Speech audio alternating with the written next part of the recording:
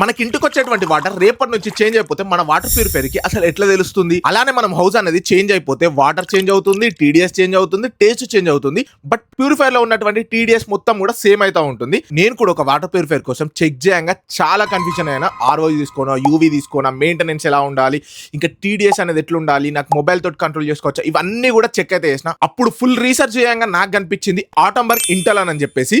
ఇందులో నాకు ఒక మెయిన్ ఫీచర్ అయితే చాలా అట్రాక్టివ్ చేసింది. అదే వచ్చేసి అడాప్టివ్ ఫీచర్.